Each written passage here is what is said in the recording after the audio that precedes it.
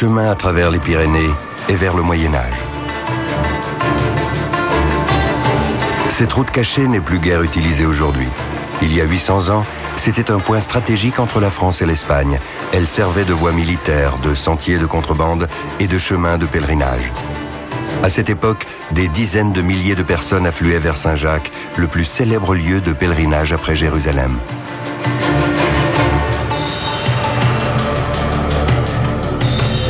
Dans ces vallées reculées, des histoires inquiétantes ont survécu. Sur des ponts qui, lavés avec le sang des pèlerins, ne s'écroulaient jamais, ou sur les Templiers qui établirent leur bastion sur le chemin de Saint-Jacques. Dans cette église forteresse, on a conservé jusqu'au siècle dernier 7 crânes humains, les têtes de Templiers torturés. On raconte à leur sujet une légende à faire frémir, qui repose pourtant sur des faits réels. Le vendredi 13 octobre 1307, le roi de France fit arrêter tous les Templiers du pays.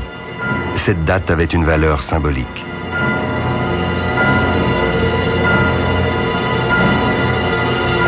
Chaque année, dans la nuit qui précède ce vendredi noir, un visiteur venu du monde des esprits apparaît dans le cimetière de l'église.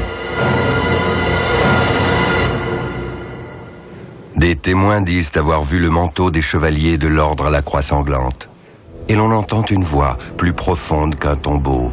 Elle crie « Qui libérera le sépulcre du Christ et qui protégera le Saint-Temple » Alors, les 7 crânes se réveillent et murmurent « Personne, personne, le temple est détruit. »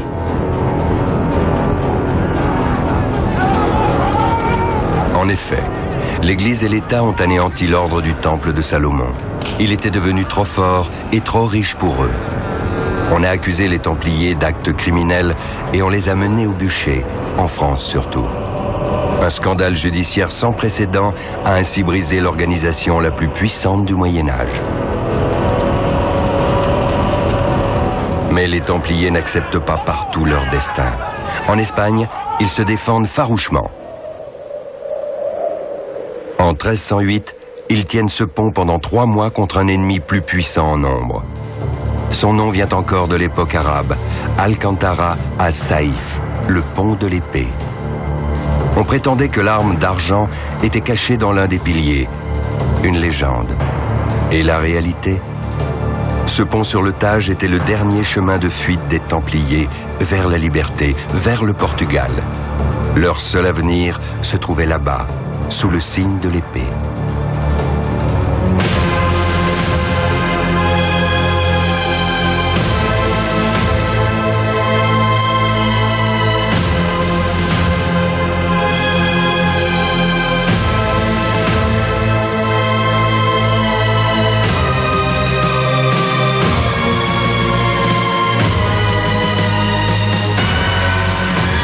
Le pont d'Alcantara tombe aux mains de l'ennemi.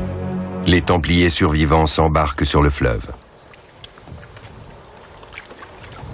Une porte rocheuse impressionnante, les Portaches de Rodao. Ici, le Tage s'appelle déjà Tejo. Ici, ils passent la ligne invisible entre la vie et la mort. Ils sont au Portugal et sauvés. Sauvés aussi, le coffre-fort qu'ils remorquent, la cachette flottante d'une poignée de biens précieux.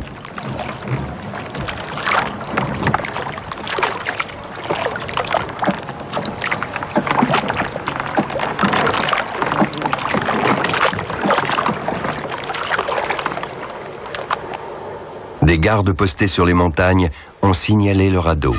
Les Espagnols sont maintenant accompagnés de frères portugais.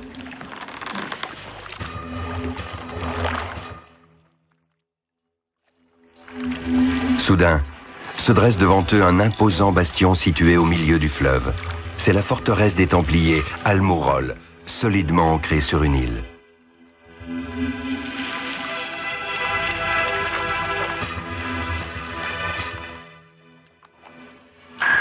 Almorol accueille les réfugiés. Leurs hôtes leur apprennent pourquoi le Portugal a toujours été considéré comme un paradis pour les Templiers, et cela depuis 180 ans.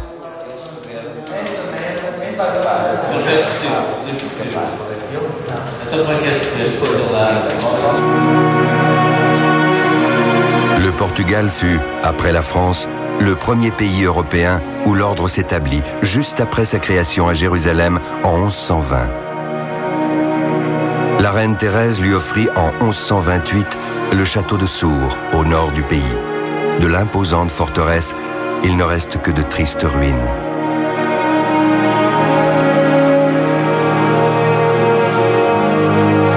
Le château fort était situé sur le front dit du Croissant. Il protégeait la ville toute proche de Coimbra, un siège épiscopal qui devint bientôt la première capitale du Portugal.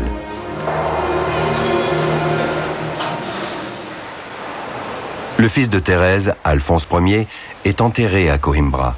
Il n'a pas seulement combattu les Maures, il a aussi arraché l'indépendance de son royaume face à l'Espagne.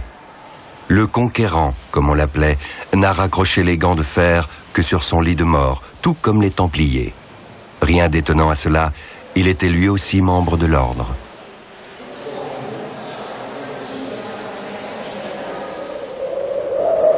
En l'an de grâce 1147, le roi et ses chevaliers atteignirent l'embouchure du Tage. Un navire de croisée anglais en route pour Jérusalem mouillait par hasard à cet endroit. Ensemble, ils prirent la forteresse arabe de Louchbouna et descendirent le drapeau au croissant. Louchbouna devint Lisboa, Lisbonne. À la recherche d'indices. Le début de l'histoire du Portugal est marqué par une troublante énigme. Et c'est aux Archives nationales de Lisbonne que se trouve la pièce à conviction. En 1159, le roi templier, Alphonse, offrit à l'ordre un territoire situé au cœur du pays. Le document porte un sceau étrange. Dans le cercle extérieur, le nom et le titre du souverain. L'intérieur est partagé par une croix. Sa branche verticale forme un P et un R. À l'intersection des deux bras, on reconnaît un O couché.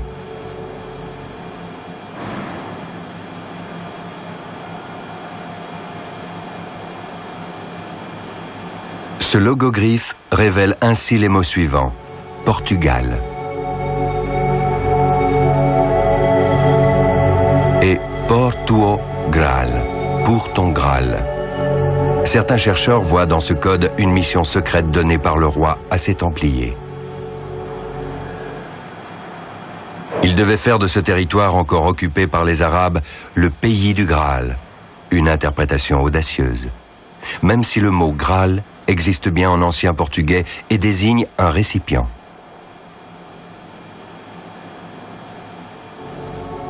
Des légendes sur le Saint Graal circulaient déjà en France et dans le nord de l'Espagne. Mais les grandes épopées sur Perceval, le miracle du Graal et sa cachette dans une forteresse n'ont été écrites que plus tard.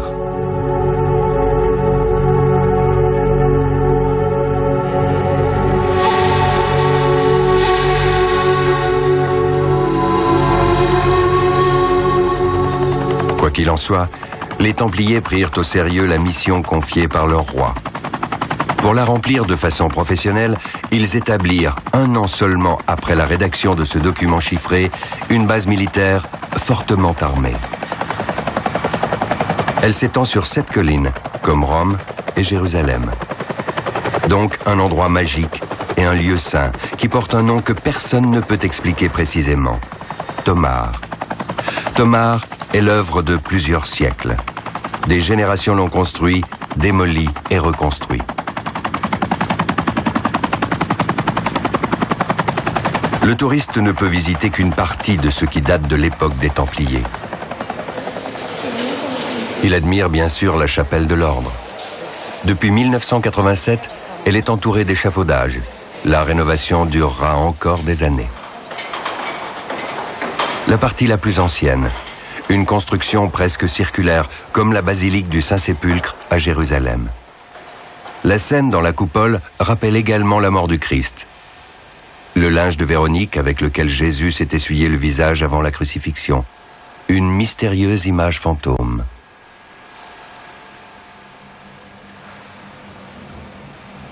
Entre le mur extérieur et le Saint des Saints se trouve un déambulatoire. On prétend que les Templiers tournaient parfois autour de l'autel à cheval. Mais quel rituel pratiquaient-ils vraiment ici ? Peut-être l'inscription qui figure sous une des fresques contient-elle la réponse. On peut y lire « Mystica verba profaris ». Tu prononces des paroles mystérieuses.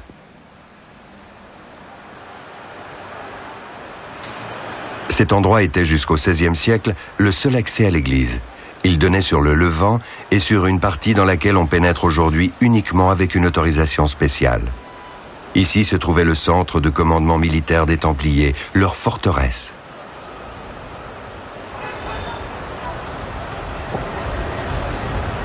Sous l'imposant donjon s'ouvre à plus de 6 mètres de profondeur une citerne. Tout à fait normale pour un château fort. Pourtant, sa construction est beaucoup trop raffinée pour un réservoir d'eau. Était-ce l'entrée d'un système de galeries souterraines? Avec notre caméra, nous ne pouvons aller que jusqu'à la margelle du puits, mais pas au-delà, pas dans le puits.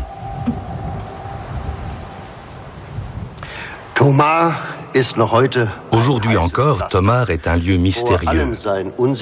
C'est surtout son sous-sol invisible qui échauffe les esprits et entretient des rumeurs depuis des années. Par exemple, le trésor légendaire des Templiers était-il caché ici? Ou peut-être même le mystérieux 5e évangile que le Christ aurait rédigé de sa main? La question est donc, qu'y a-t-il vraiment là-dessous? Où mène cette citerne? Nous voulions résoudre cette énigme scientifiquement et pour cela nous avons passé un contrat avec une société de géophysique. Les experts devaient éclaircir définitivement cette affaire en utilisant les méthodes les plus modernes, telles que la géoélectricité ou le géoradar. Grâce à ces appareils, on peut détecter dans le sol des cavités et des galeries naturelles ou artificielles, donc créées par l'homme, et cela jusqu'à une profondeur de 40 mètres, sans occasionner aucune destruction. Rien n'aurait été endommagé sur le site.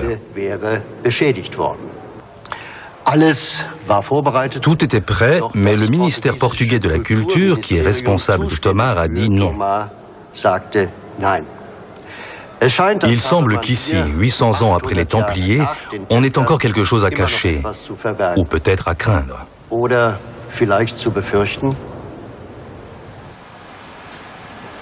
Restons donc à la surface. Elle n'a rien de suspect et pourtant, elle a beaucoup à révéler. Murée dans la tour, une pierre porte une inscription qui indique le nom des maîtres d'œuvre du château. Alphonse, le premier roi du Portugal, que nous connaissons déjà. Le second est Galdenus, ou Gualdim Baix, maître de l'ordre des Templiers, aujourd'hui encore un héros national auquel un monument est dédié. Il se trouve au centre de la petite ville de Tomar, au pied de l'imposante construction.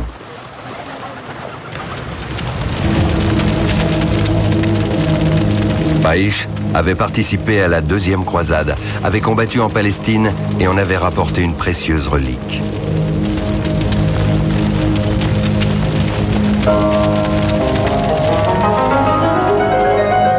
Le membre soi-disant authentique d'un saint. Il fut plus tard enchâssé dans une monture en argent et ornée de pierres précieuses. Par des vitres de verre, on aperçoit 2 doigts et la paume de la main momifiée.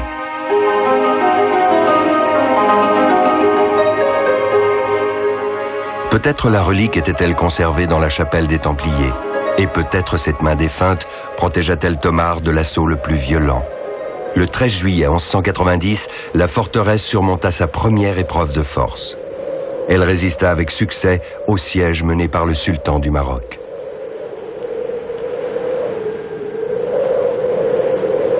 C'est de cette base secrète que les Templiers préparaient leurs attaques dans la zone occupée par les Maures.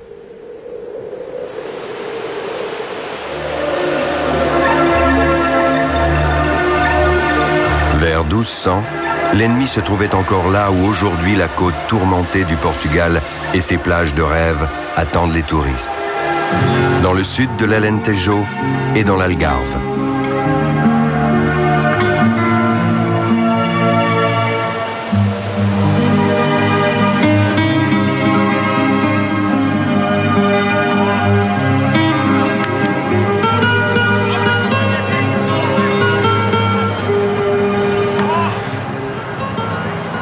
Contrairement à l'Espagne, le Portugal a peu de vestiges de la période mauresque à offrir.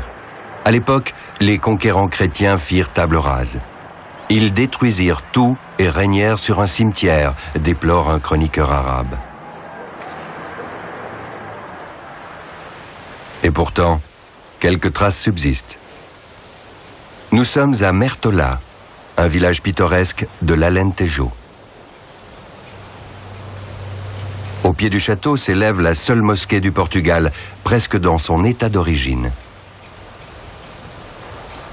Cet édifice religieux a survécu uniquement parce qu'il a été transformé en église. Mais la voûte repose toujours sur des colonnes mauresques et des arcs en fer à cheval. Et derrière l'autel, la niche de prière, le mihrab, est toujours orienté vers l'est, vers la Mecque.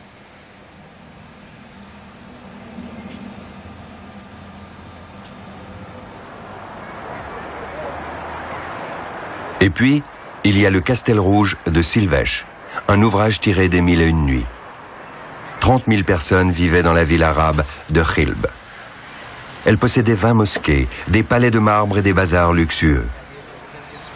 Khilb était la capitale de la province maure d'Algarve. Des poètes de l'époque l'ont comparé à Grenade. Tout cela n'est plus que souvenir, mais il subsiste des preuves tangibles de cette grandeur passée.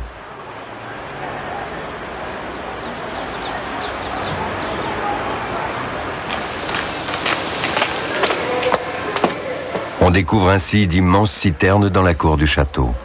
Elles ont jusqu'à 30 mètres de profondeur.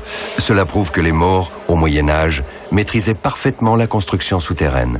Mais les assaillants chrétiens ne savaient rien de ces installations.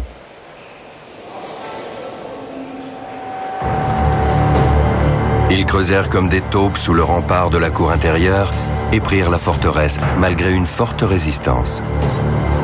On convint d'un cessez-le-feu. Pendant cette trêve, 7 croisés, vraisemblablement des Templiers et des Chevaliers de Saint-Jacques, furent tués en traîtres par les Sarrasins.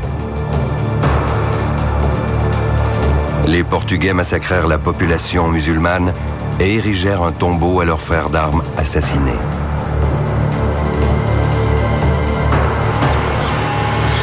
Ainsi, Silvèche et la ville voisine de Tavira redevinrent catholiques.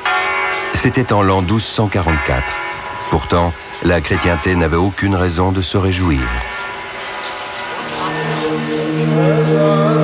En cette même année, une terrible nouvelle venue du Proche-Orient arrive en Occident. Jérusalem est désormais aux mains des infidèles, pour toujours. L'Europe est ébranlée.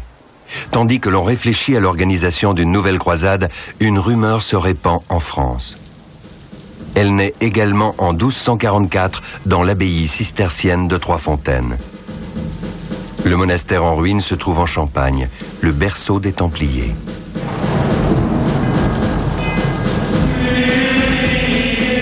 Ces derniers avaient à l'époque le meilleur service de renseignement et transmettaient au monastère des informations importantes. Parmi celles-ci, il y avait le scoop de l'année. Un moine fit aussitôt circuler cette nouvelle sensationnelle. Selon elle, un roi étranger et son armée attaquent la Palestine depuis l'Est. Il ouvre un deuxième front dans le dos de l'ennemi et marche sur Jérusalem.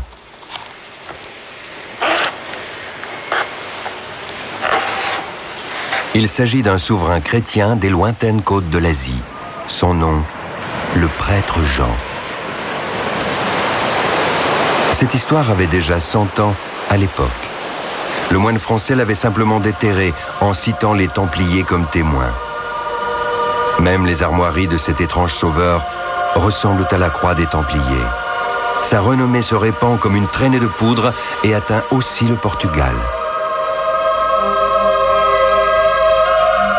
Au château d'Almourol, la forteresse des Templiers au milieu du Tage, les troubadours racontent l'histoire du Saint Graal.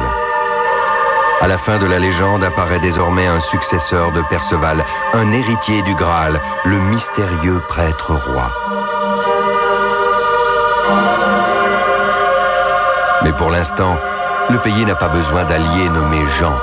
Il a vaincu l'ennemi avec ses propres forces. Depuis 1249, il n'y a plus de morts au Portugal et la proverbiale « peur des païens » a disparu.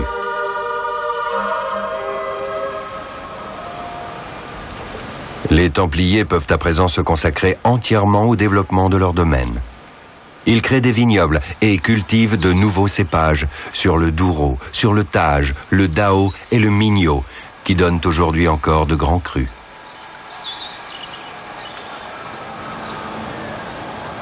On prétendait que l'ordre produisait tant de vin qu'on s'en servait pour délayer le mortier lorsqu'on construisait une maison. Pure exagération, tout comme l'expression « boire comme un Templier ». On chuchotait même « ils pataugent dans le vin comme dans le sang de leurs ennemis ». Une grave accusation, fausse qui plus est. Les Templiers foulaient les raisins comme tous les vignerons à cette époque.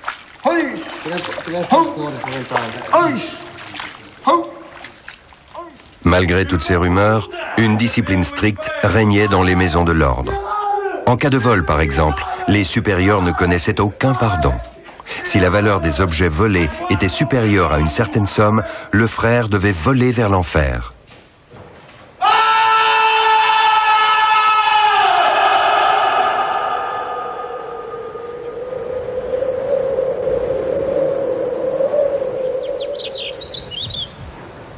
Lorsque, partant des vignobles du Douro, on pousse un peu vers le nord, on arrive dans d'épaisses forêts de conifères. Sur de nombreux troncs, on a retiré une partie de l'écorce et entaillé le bois. Des sapins et des pins portugais coulent encore de la résine liquide que l'on distille pour obtenir des huiles de térébenthine. Les Templiers utilisaient déjà ces arbres qui saignent. Ils profitaient ainsi d'une invention des Maures. Un procédé spécial grâce auquel ils transformaient la résine des arbres en une colle goudronneuse.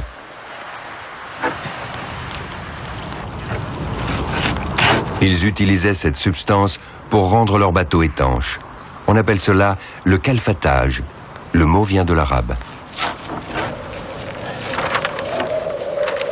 On a souvent prétendu que les Templiers avaient leur propre port sur la côte atlantique. Mais où exactement? Un nom revient souvent. Serra del Rei. Le village se situe à 8 km de la mer, sur une colline qui domine des terrains alluviaux. Rien n'indique la présence d'un port. Le château en ruine a été construit bien après les Templiers. Ce n'est donc pas non plus une piste intéressante. Mais nous avons découvert un indice qui nous a donné à réfléchir. Il y a longtemps, ce lieu où chante le moulin s'appelait Serra da Pescaria, colline de la pêche. Les poissons ne pouvaient venir que de la mer, car il n'y a pas de rivière ici. À quoi ressemblait donc le tracé de la côte il y a 800 ans? Des géologues se sont penchés sur la question.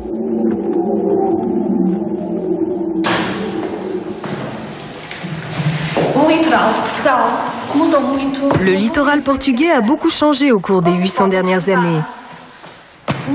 Comme nous pouvons le voir sur cette carte du XVIIe siècle, représentant la configuration du littoral portugais. Au département des sciences de la Terre, nous avons réussi à introduire dans l'ordinateur toutes les cartes reproduites entre le XIVe et le XVIe siècle, et auxquelles nous avons eu accès. À partir de la configuration actuelle, nous avons pu établir la position de la péninsule de Peniche. Nous avons constaté qu'au XIVe siècle, Atúguia da Baleia était un port et Peniche était pratiquement une île. Atúguia da Baleia a dû être un port utilisé par les Templiers, et non Serra del Rei, trop éloigné de l'océan.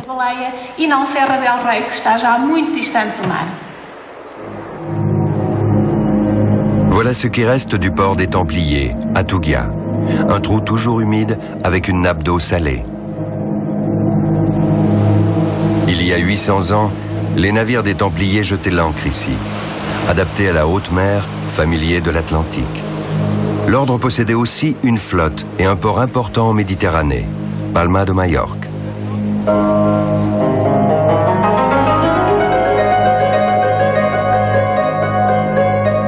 les mâts et les couples de leurs navires, les Templiers utilisaient des résineux.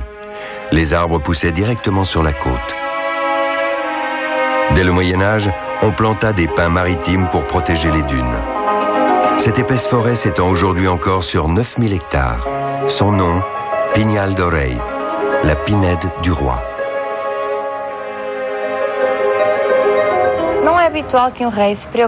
Il n'est pas habituel de voir un roi se préoccuper du reboisement de ses terres, lorsque des fenêtres de son château, un horizon verdoyant s'offre à lui. Personne ne menace ce roi. Il est le premier souverain du Portugal qui n'a pas à lutter contre les Maures et les Castillans. Il a tout son temps pour se consacrer au développement de l'État, du commerce et de l'économie. C'est aussi un poète qui écrit des vers et des chansons d'amour. Et il accueille dans sa cour les troubadours qui donnent plus d'enchantement aux légendes du Saint Graal.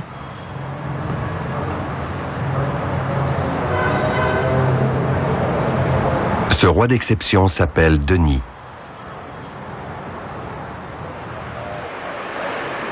Sa résidence préférée, le château de Leiria, là où se trouve également la maison des Templiers. Dès l'entrée de cette forteresse bien conservée, on aperçoit leur croix caractéristique. Le roi Denis, populaire et encore vénéré aujourd'hui, n'est pas enterré dans l'une des somptueuses cathédrales royales, mais dans un lieu où personne ne s'attendrait à le trouver, au couvent d'Odivelas, dans la banlieue de Lisbonne. Le chœur est la seule partie de l'édifice qui resta debout après le grand tremblement de terre de 1755. Denis repose ici, dans un sarcophage abîmé.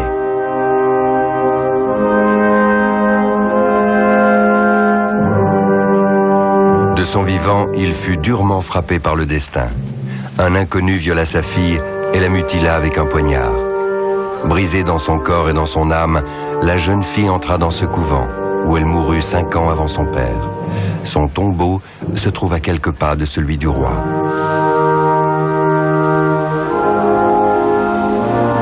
Un sculpteur a fixé ce crime dans la pierre. Cette représentation d'un crime est unique au Moyen-Âge. Le coupable poignarde l'adolescente de 15 ans. C'est plus tard que sa tête fut coupée. La jeune fille se débat désespérément, mais en vain.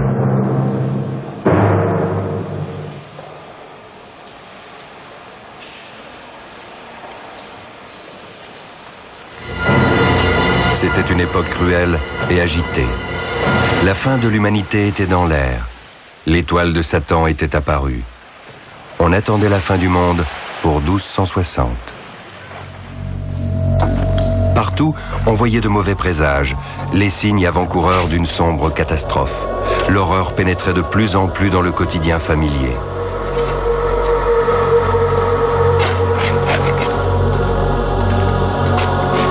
Des apparitions célestes inexplicables répandent crainte et terreur.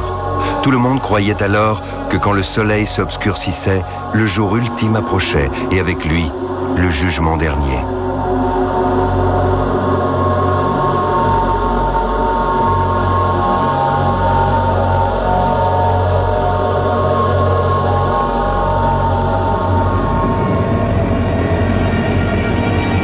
Même le repos des morts n'était plus sûr. La peur circulait même derrière les murs des monastères.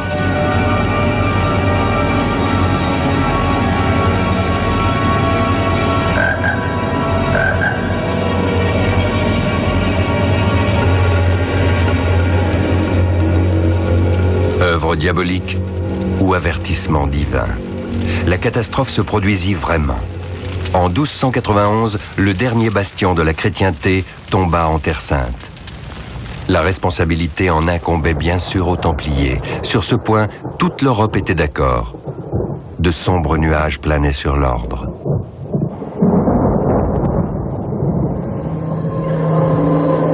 Tout a commencé par une campagne de calomnie et en prison.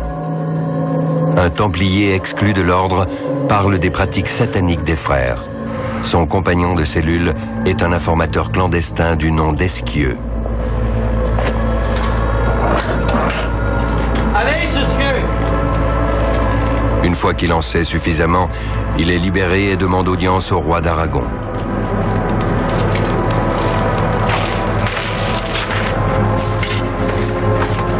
Celui-ci le renvoie, surtout parce que l'individu exige une somme énorme pour ses révélations. Esquieux a plus de chance à la cour du roi de France. Philippe le Bel accorde foi à l'histoire à sensation du mouchard.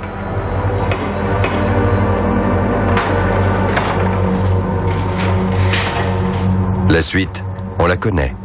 Partout des spectacles enflammés, avec le roi de France aux premières loges.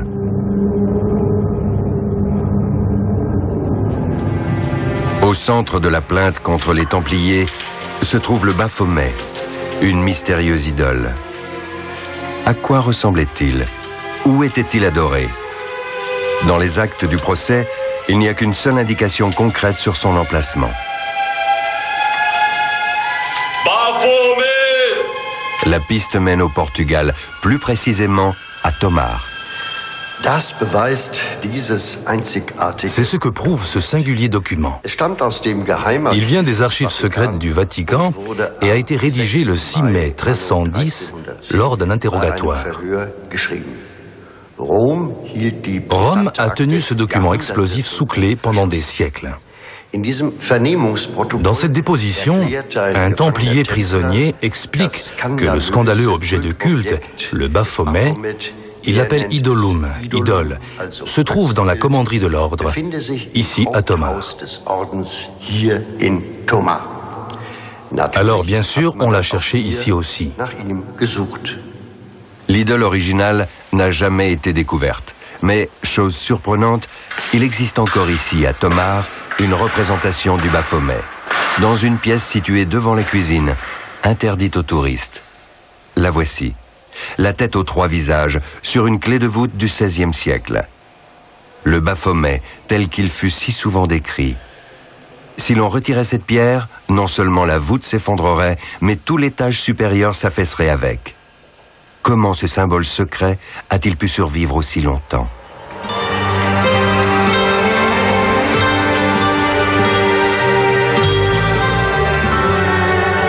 Le roi Denis, homme d'État libéral et poète, n'a jamais cru à la culpabilité des Templiers.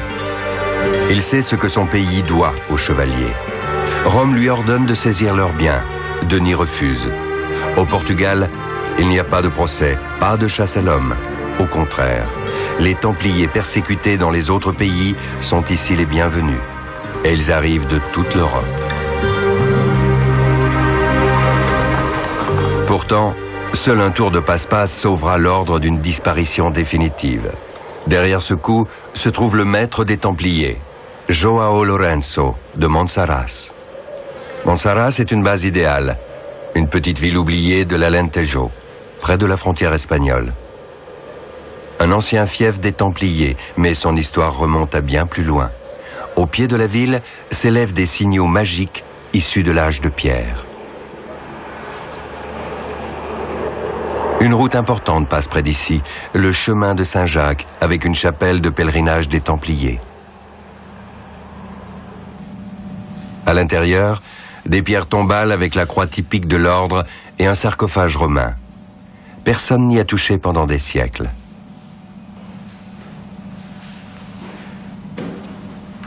L'escalier en colimaçon mène au sommet de la tour. Aucun pèlerin n'avait le droit de monter. Seuls les gardes des Templiers en avaient l'autorisation. Les temps étaient déjà suffisamment dangereux. La demi-coupole devant les murs de la ville rappelle la domination maure. Les Templiers transformèrent l'édifice mortuaire arabe en une chapelle dédiée à Saint Jean. Jusqu'à nos jours, Monsaraz est resté un morceau vivant de Moyen-Âge.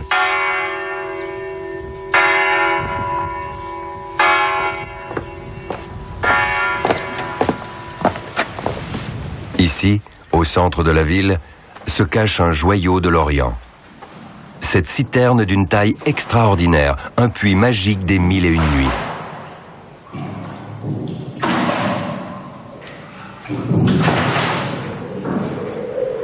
Au XVIe siècle, la forteresse des Templiers s'élevait encore fièrement au-dessus de la ville. Aujourd'hui, elle est en bien mauvais état. C'est en ce lieu que s'amorça le retour des Templiers. C'est ici que leur maître Joao prépara une renaissance après la dissolution de l'ordre en 1312. Finalement, le roi Denis et lui parvinrent à leur fin.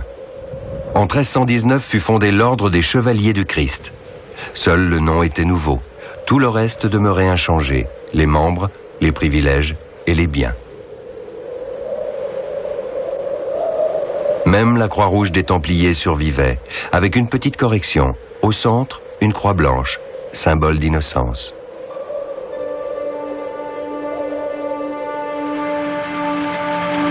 Terrains alluviaux, marais salants et au fond, un château baigné de soleil, le premier quartier général de la nouvelle chevalerie. Castromarim, le fort de la mer, en est aujourd'hui bien éloigné. Du vieux château fort subsistent encore 4 tours d'angle dans la couronne des remparts, des vestiges des communs et une église. Les chevaliers ne restèrent pas longtemps ici.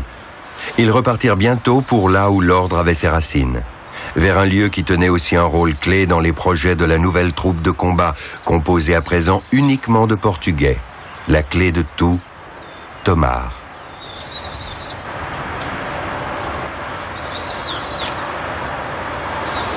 L'ancienne forteresse des Templiers devint le monastère des Frères du Christ.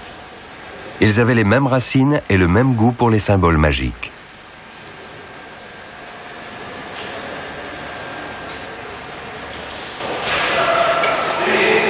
Beaucoup d'entre eux et de leurs prédécesseurs reposent sous ces dalles de pierre jamais soulevées.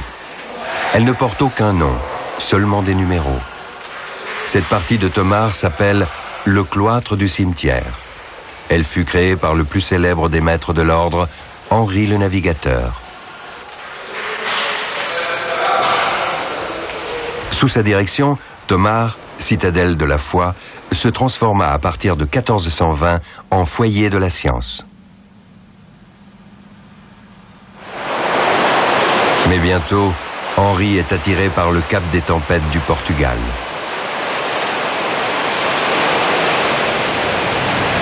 Pendant 40 ans, il vit ici, au bout du monde. En 40 ans, une seule pensée l'anime. Ces rochers déserts, le vent perpétuel et les hirondelles de mer. Il ne peut pas y avoir que cela. Qu'y avait-il derrière l'horizon? Il semblait encore être une frontière qui fermait au Portugal la porte de paradis terrestres et de trésors insoupçonnés. L'action succède à la vision. Sur le cap, près de Sagres, Henri fonde une école de navigateurs. Il réunit des spécialistes qui construisent des instruments de navigation d'après des modèles arabes, fait venir de Majorque les meilleurs cartographes.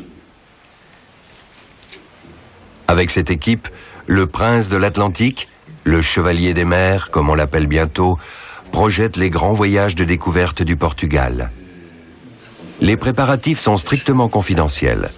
Quiconque fait sortir des informations importantes du pays ou transmet des cartes aux concurrents étrangers est passible de la peine de mort.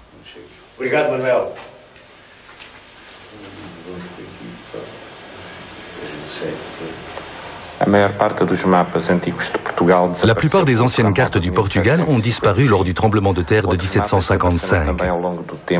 D'autres cartes ont été remplacées par des nouvelles et ont servi à faire des couvertures de livres. Il était interdit de reproduire les cartes et de les exporter. Ceci s'inscrivait dans le cadre d'une politique de mare clausum, mer fermée, et d'exclusivité du commerce du Portugal.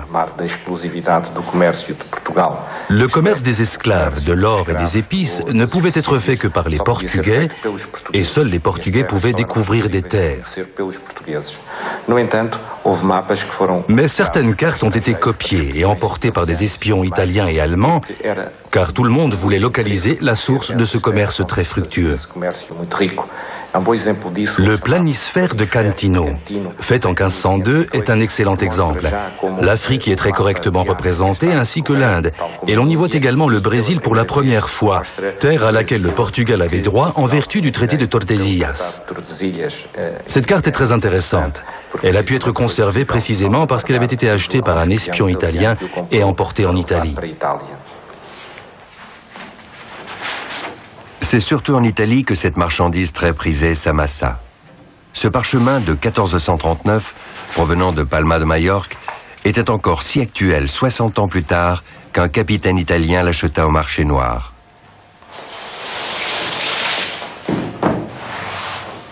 Au verso, il nota de sa main: « Pour cette peau de bête géographique, j'ai payé 130 ducats d'or.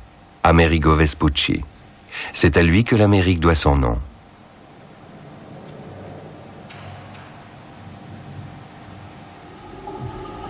Et Henri le navigateur. Il rêve du royaume du prêtre Jean. Sa forteresse du Graal a, paraît-il, la forme d'une pagode. Personne ne l'a jamais vue, lui encore moins. Pourtant, cette figure lumineuse de l'Orient, un homme qui n'a jamais existé et qui n'a donc jamais pu mourir, continue de hanter l'Europe.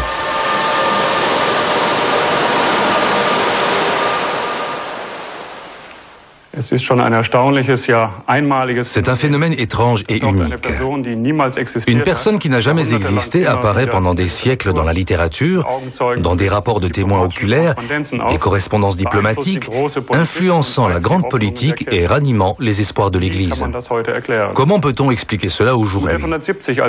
En 1170, alors que les croisés étaient en mauvaise posture en Terre Sainte, un religieux de l'Empire germanique inventa une figure de sauveur, le prêtre Jean. Dans une lettre falsifiée, ce prêtre roi fictif décrit son royaume paradisiaque en Inde. Là-bas, son palais est protégé par une sorte de station radar, un immense miroir qui permet de voir à l'avance les attaques que ses ennemis préparent contre lui. Et d'ennemis, il n'en manque pas, car il dit vouloir libérer Jérusalem de l'islam. Les Européens profondément religieux, qui croyaient aux histoires merveilleuses, ont situé ce personnage phare de la propagande médiévale au XIIIe siècle en Chine et au XIVe siècle en Éthiopie.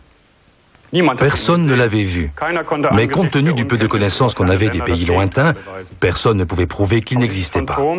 Depuis le XVe siècle, ce fantôme était représenté comme une personne bien réelle sur les cartes contemporaines. Jusqu'au XVIIe siècle, l'Éthiopie était appelée le royaume du prêtre Jean. Et puis cette ombre et son royaume se sont évanouis. Mais en 1420, sa grandeur est encore réelle. Avec son aide, le chef de l'ordre du Christ veut libérer la Terre Sainte de l'islam et briser le monopole des épices, alors détenu par les marchands arabes. Pour cela, il a besoin d'hommes et de navires pour trouver la route des Indes en faisant le tour de l'Afrique.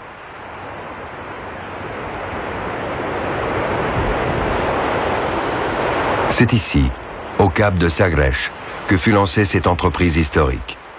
Mais de la célèbre école de navigateurs fondée par Henri, il ne reste que de tristes ruines. Certains doutent même de son existence. Certes, on distingue encore la rose des vents gravée dans le sol, mais sa fonction n'est pas claire.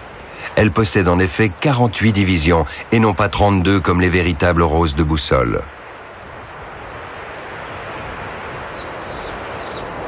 Et pas un seul document ne prouve qu'un navire de l'ordre du Christ ait jamais pris la mer depuis la baie dominée par le Cap.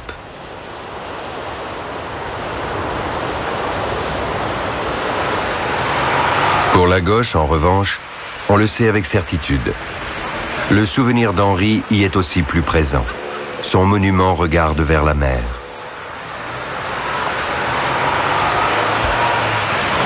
C'est dans une taverne du port que Christophe Colomb aurait entendu des rumeurs enflammées à propos du prêtre Jean. Il les prit autant au sérieux que ses contemporains, et pourtant, c'était à un fantôme que tous croyaient.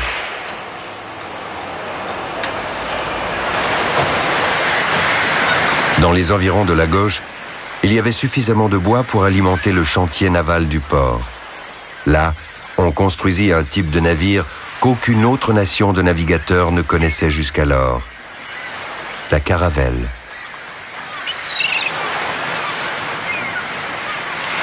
Ce nouveau modèle était un navire maniable, à 2 ou 3 mâts, possédant un tirant d'eau modéré pour explorer les embouchures de fleuves.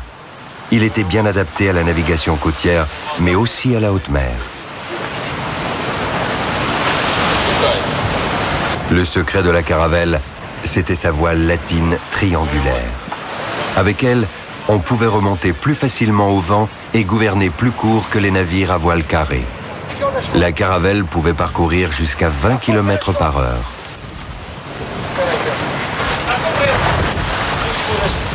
On calculait la vitesse en jetant à l'eau un morceau de bois à la proue du navire et en mesurant, à l'aide d'un sablier, le temps qu'il mettait pour arriver jusqu'à la poupe.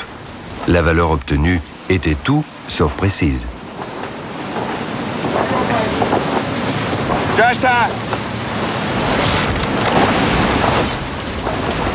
Plus tard, on attacha cette planche à une corde, marquée de nœuds à intervalles réguliers. En la remontant, on comptait les nœuds qui passaient dans la main. Le temps nécessaire entre la proue et la poupe donnait la vitesse, mesurée en nœuds. La caravelle filait 11 nœuds, une belle performance.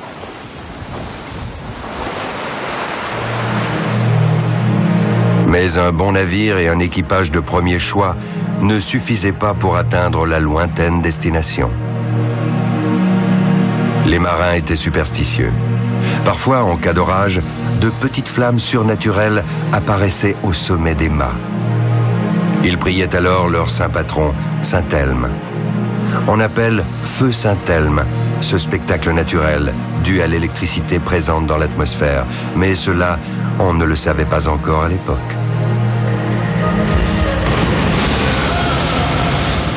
Et puis, il y avait la peur que les hommes avaient de cet océan inconnu qui grouillait d'obstacles bizarres et de monstres horribles.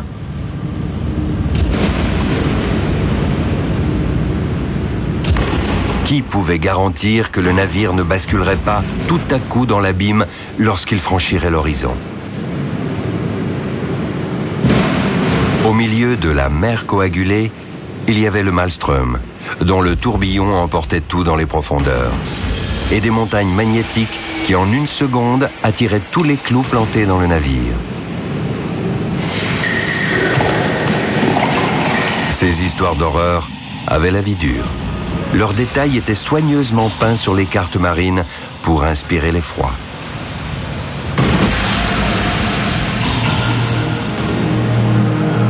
Le premier à rompre le charme fut un homme originaire de Lagos, Gilgamesh, en 1434. Sur la côte occidentale de l'Afrique, il doubla le cap Nao, littéralement le néant, duquel, disait-on, personne ne revenait.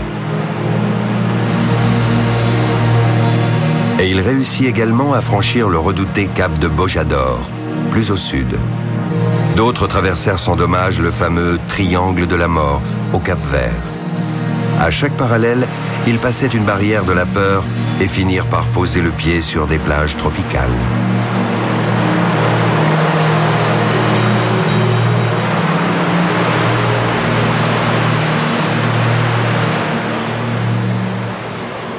L'un des plus grands explorateurs portugais repose ici, dans le monastère de Belém.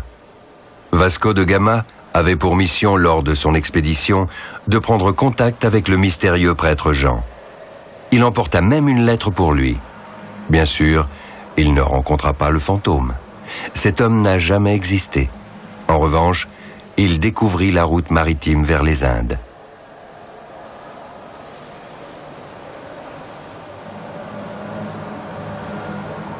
Vasco de Gama était membre de l'Ordre du Christ, tout comme Bartholomé Dias qui, avant lui, avait fait le tour de l'Afrique. Tous deux portaient sur la poitrine la croix rouge et blanche, le vieux symbole des Templiers, qui marquait aussi les cartes des pays neufs.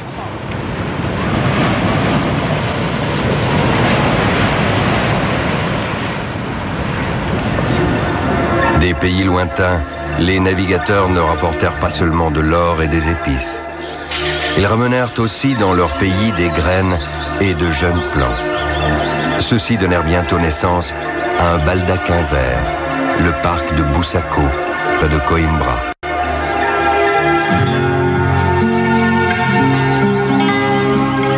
« 300 espèces de plantes exotiques réunies en un seul lieu.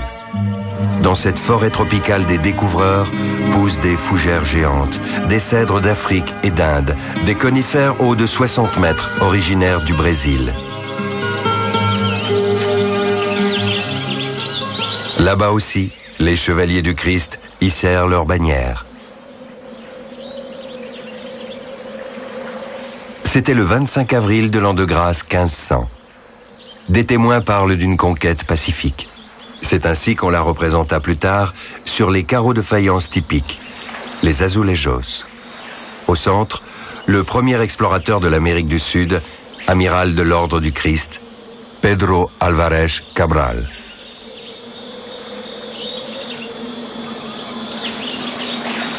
Dans son village natal portugais, Belmonte, on a érigé un monument à sa mémoire. Cabral tient une immense croix. On peut y lire l'ancien nom du Brésil, Terra da Vera Cruz, terre de la vraie croix.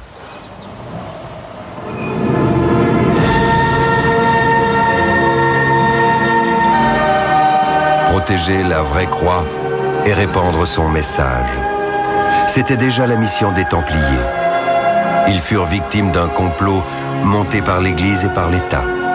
Mais parfois, les victimes sont plus puissantes que les bourreaux. La mission des Templiers s'est poursuivie. Partie du bord de l'Europe, elle a fait le tour du globe.